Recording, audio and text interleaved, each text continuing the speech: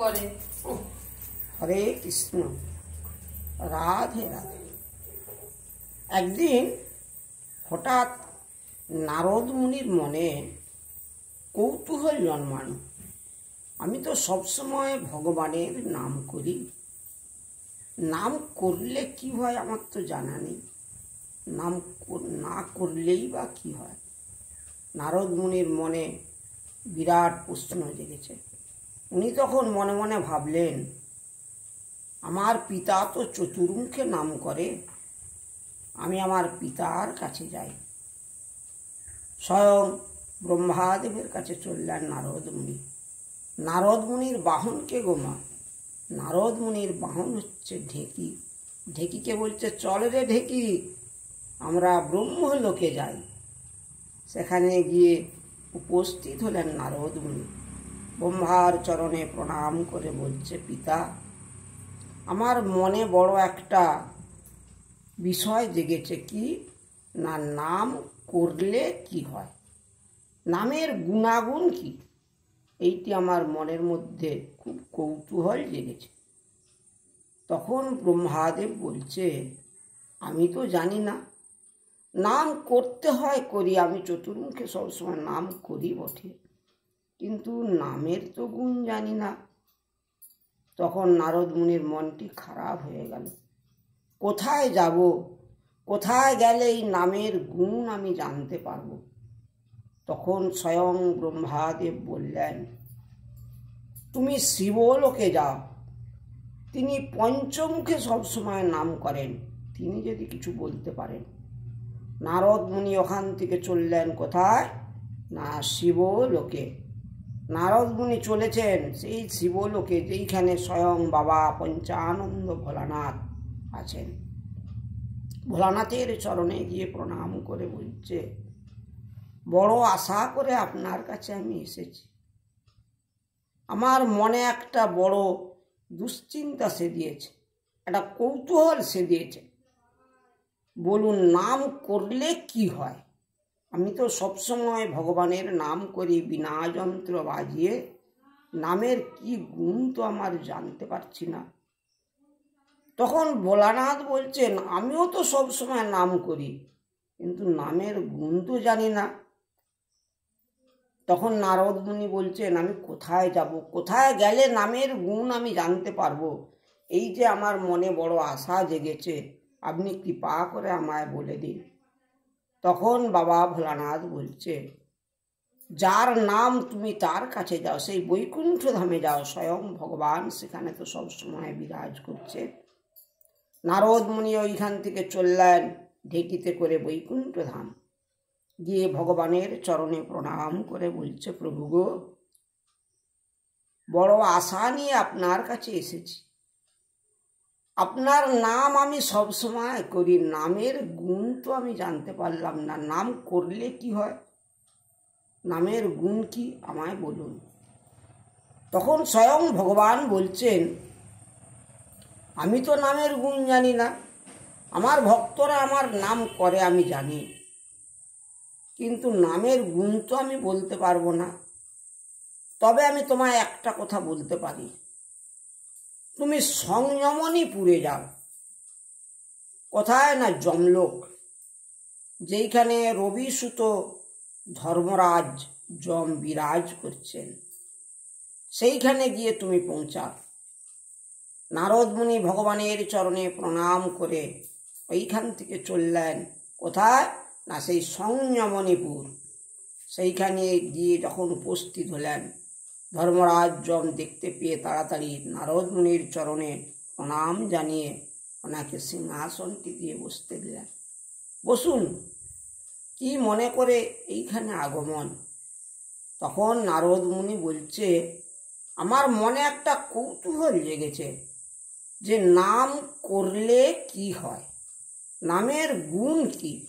স্বয়ং ধর্মরাজ যম বলছেন, আমি তো জানি না, আমি স্বয়ং ভগবানের নির্দেশে যে যেমন কর্ম করে আমি তাকে ঠিক সেইভাবে তার ফল প্রদান করি, এইটাই আমার কাজ, কিন্তু নামের গুণাগুণ তো আমি জানি না। নারদ মুনির মনটি খুব খারাপ হয়ে গেল। তখন নারদ মুনি ধর্মরাজ যমকে বলছে, কোথায় গেলে আমি পাবো নামের গুণ জানতে? আচ্ছা, আমি যখন এসেই পড়েছি তোমার এখানে, আমি এখানে চারপাশটা একটু দর্শন করেই যাই। তখন ধর্মরাজ যম বলছে নারদ মুনিকে, বাবা তুমি সব দিকে যাও, কিন্তু দক্ষিণ দিকটায় যেও না। এখন নারদ মুনির বড় একটি গুণ আছে, যেই কাজটি নারদ মুনিকে বারণ করেন সেই কাজটি তিনি আগেই করেন। নারদ মুনি কি করলেন, সর্বপ্রথম সেই দক্ষিণ দিকে যেয়ে পৌঁছালেন। গিয়ে যে দেখে তার অবাক হয়ে গেলেন, কিভাবে পাপীদের শাস্তি দিচ্ছে। কাকেও বেত্রাঘাত করছে সেই কাঁটার ছড়ি দিয়ে, কাকেও ফুটন্ত তেলের কড়ায় তুলে দিচ্ছে, কাকেও পায়খানার টবের মধ্যে ডুবাচ্ছে তুলছে। এইভাবে যখন শাস্তি দিচ্ছে সেই যমের দূতেরা, এই দৃশ্য দেখে নারদ মুনি আর স্থির থাকতে পারলেন না। দুটো বাহু তুলে হরিবোল হরিবোল হরিবোল বলে চিৎকার করে যখন উঠলেন, সেই যত পাপীদের শাস্তি দিচ্ছিল, ওই নারদ মুনিকে দর্শন করে, নারদ মুনির কণ্ঠে হরিনাম শ্রবণ করে যত পাপী সব পাপ থেকে মুক্ত হয়ে বৈকুণ্ঠ ধাম প্রাপ্তি হয়ে গেল। নারদ মুনি তখন মনে কি ফুর্তি, এই তো আমি নামের গুণ জানতে পেরেছি। নাম করলে সর্ব অপরাধ থেকে মুক্ত হওয়া যায়, সর্ব পাপ হতে মুক্ত হওয়া যায়। নারদ মুনির মনে বড় আনন্দ। এদিকে স্বয়ং ভগবান মনে মনে ভাবছে, মরতে কি হলো, হাজার হাজার ভক্ত কিভাবে বৈকুণ্ঠ ধামে এসে উপস্থিত হলেন। এরপর নারদ মুনি যখন বৈকুণ্ঠ ধামে গিয়ে পৌঁছালেন, তখন স্বয়ং ভগবান নারদ মুনিকে বলছে যে মরতে কি এমন হয়েছে, হাজার হাজার ভক্ত আমার ধামে এসে পৌঁছেছে।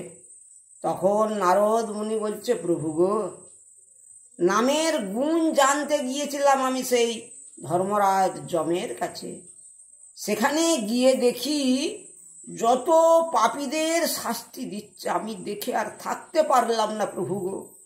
সেই পাপীদের শাস্তি দেখে আমি হরিবোল হরিবোল হরিবোল বলে দুটি বাহু তুলে উচ্চস্বরে যা চিৎকার করলাম, যত পাপী সব পাপ হতে মুক্ত হয়ে তোমার ধামে এসে পৌঁছে গেল। তখনই তো আমি জানতে পারলাম নামের কি গুণ, এই কৃষ্ণ নাম মধুর নাম, নামের কি মহিমা। বাবা, আমি তো নামের গুণ জানতে পারলাম।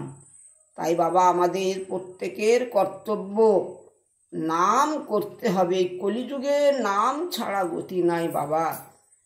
এক কৃষ্ণ নামে যত পাপ হরে, পাপীর সাধ্য নাই তত পাপ করে। তাই আমাদের প্রত্যেকের কর্তব্য নাম করতে হবে। কৃষ্ণ ভজিবার তরে সংসারে আইলাম, মিছে মায়ায় বদ্ধ হয়ে বৃক্ষ সম হলাম। দিন গেল মিছে কাজে, রাত্রি গেল নিদ্রে, না ভজেন রাধা কৃষ্ণের চরণ অরবিন্দে। আমরা কৃষ্ণ ভজন করবার জন্য সংসারে আইলাম, কিন্তু বাবা আমরা সংসারের মায়ায় পড়ে, এই কলির মায়ায় পড়ে আমরা সব আমার আমার করলাম। ভগবানের নামটি একটিবারও আমরা বদনে বললাম না। তাই বাবা, এই কলির মায়া হতে মুক্ত হতে হলে নাম করতে হবে। এই কৃষ্ণ নামের গুণের বর্ণনা বাবা কোটি জন্ম ধরেও যদি কেউ বলে, বর্ণনা করে শেষ করতে পারবে না। এমন নামের মহিমা। এই কৃষ্ণ নাম করলে ত্রিতাপ ক্লেশ থেকে মুক্তি পাওয়া যায়। আধ্যাত্মিক ক্লেশ, আদি দৈবিক ক্লেশ, আদি ভৌতিক ক্লেশ। ক্লেশ মানে দুঃখ। আমাদের মনের মধ্যে প্রত্যেকের দুঃখ। কেউ বাবা আমরা সুখে নেই। যার প্রচুর ধন অর্থ আছে সেও সুখে নেই, যার কিছু নেই সেও সুখে নেই। বাবা আমরা হৃদয়ে হাত রেখে বলতে পারবো আমরা সুখে আছি? না বাবা, প্রত্যেকের মনের মধ্যে দুঃখ কষ্ট ভরা। এই দুঃখ কষ্টকে দূর করতে হলে সব সময় ভগবানের নাম করতে হবে। এই নামের গুণে যত দুঃখ কষ্ট সব দূরে চলে যাবে। নামের এমন মহিমা, এইটিকে বলা হয় আধ্যাত্মিক ক্লেশ। আদি ভৌতিক ক্লেশ কোনটি? যেইটি আমরা অপর জীব থেকে আঘাত পাই। মশার কামড়, মাছির কামড়, কোনো জীবজন্তুর কামড়, এইগুলিকে বলা হয় আদি ভৌতিক ক্লেশ। কিন্তু বাবা বদনে যদি নাম করি, এই ছোটখাটো আপদ বিপদ হতে আমরা কিন্তু মুক্ত হয়ে যাব। আর আদি দৈবিক ক্লেশ কোনটি? হঠাৎ কালবৈশাখী ঝড় চলে এলো, হঠাৎ বন্যা চলে এলো, হঠাৎ ভূমিকম্প চলে এলো। বাবা আমি যদি ঘরে বসে বসে ভগবানের নাম করি, এইসব জিনিসগুলো কি আমার কর্ণে গোচর হবে? কর্ণে গোচর হবে না। তাই বাবা এই যে এই নাম করলে আমরা সর্ব পাপ হতে মুক্ত হয়ে যাব। কেন না আমরা ভগবানের কাছে প্রতিজ্ঞাবদ্ধ, প্রভু তোমার মরতে গিয়ে নাম করব, নাম ছাড়া গতি নাই। স্বয়ং গৌরহরি বললেন, হরের নাম্য হরের নাম্য হরের নাম বইব কে বলম, কলৌ নাস্তেব্য নাস্তেব্য নাস্তেব্য গতির অন্যথা। একবার নয়, তিনি 3 বার বললেন। কেন না যে কোনো জিনিস 3 বার বলার কারণ হলো প্রতিজ্ঞা করা। নাম ছাড়া গতি নাই, গতি নাই, গতি নাই।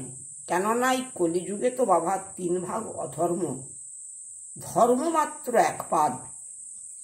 এই অধর্মকে দূরে সরাতে হলে তাই আমাদের প্রত্যেকের কর্তব্য নাম করতে হবে। নাম করতে হলে সর্বপ্রথম কতগুলি জিনিস আছে।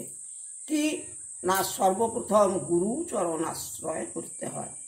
আশ্রয় করিয়া বন্ধ শ্রী গুরু চরণ, যাহা হইতে মিলে রে ভাই কৃষ্ণ প্রেম ধন। আমরা কৃষ্ণ প্রেম ধন কোথায় পাবো? না সেই গুরুর কাছে। স্বয়ং গুরুদেব আমাদের কর্ণে যে মন্ত্রটি দিবেন, সেই মন্ত্র দ্বারা স্বয়ং ভগবানকে আমাদের হৃদয়ের মধ্যে স্থাপন করে দেবে। তাই আমাদের প্রত্যেকের কর্তব্য শ্রী গুরু চরণ আশ্রয় করে নাম করতে হয়। তবেই তো আমরা কলির মায়া হতে মুক্ত পাবো বাবা। আর কি না, আমাদের দেহের মধ্যে 6টি রিপু আছে। ওনারা সব সময় আমাদেরকে বিপদকামী করে। কি কি? কাম, ক্রোধ, লোভ, মোহ, মদ, মাশ্চর্য। এই 6টি রিপুকে বাবা বশ করতে হবে। কেননা বাবা কামনা বাসনা তো আমাদের মেন সর্বনাশের মূল। মন থেকে কাম ক্রোধকে দূরে সরিয়ে দিতে হবে। মনের মধ্যে স্বচ্ছতা রাখতে হবে, মন পরিষ্কার রাখতে হবে। ভগবানের চরণে সব সময় নিজেকে সঁপে দিতে হবে। জীব নিত্য কৃষ্ণ দাস, তাহা ভুলি গেলা। আমার আমার করে জীব অবহেলায় জীবনটা কাটাইলা।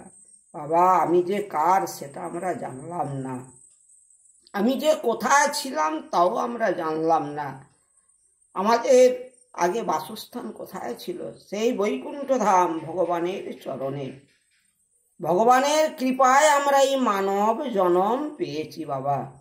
মানব জনম দুর্লভ জনম, ভজন যোগ্য জনম।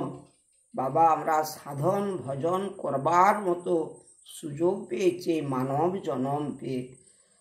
80 লক্ষ জনি ভ্রমণ করার পর আমাদের এই সাধের জনম।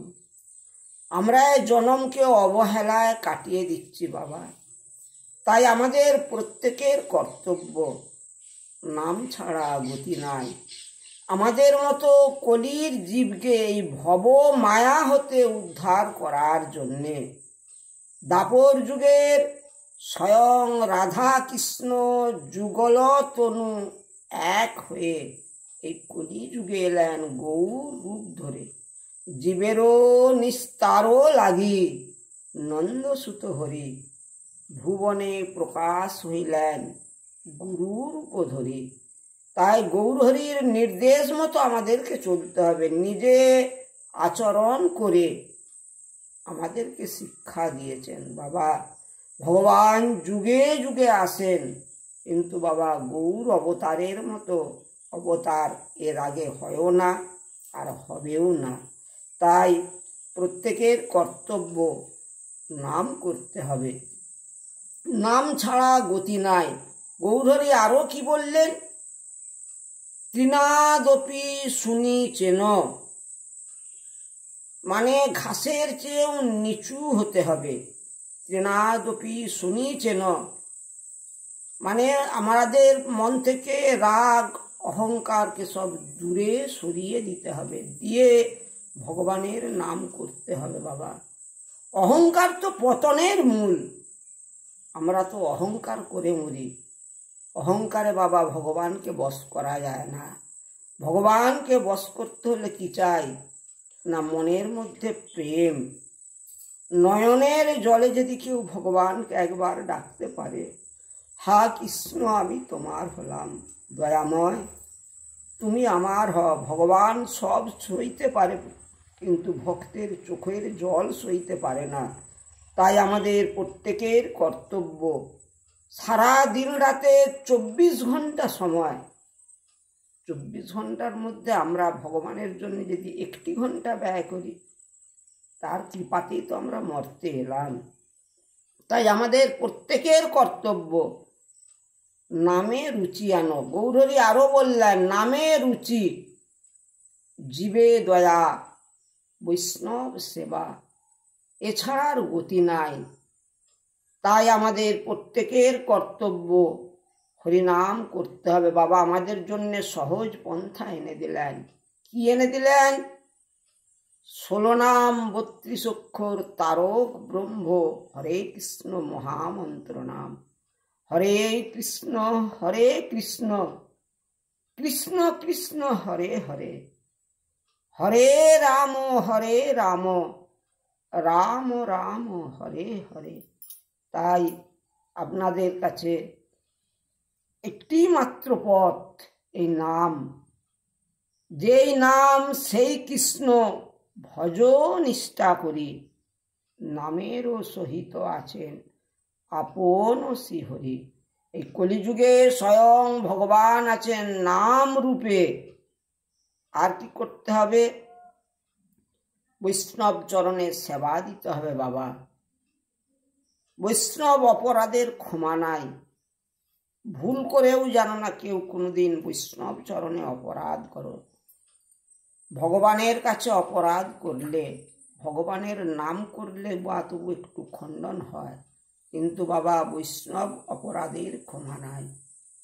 তাই শ্রী গৌরহরির বাক্য মতো আমাদেরকে চলতে হবে। সবাকার চরণে রইল আমার শত শত কোটি দণ্ডবত। তাই শ্রী গুরু নিতাই গৌর প্রেমানন্দে হরি হরি বল, হরি বল, হরি বল, হরি বল।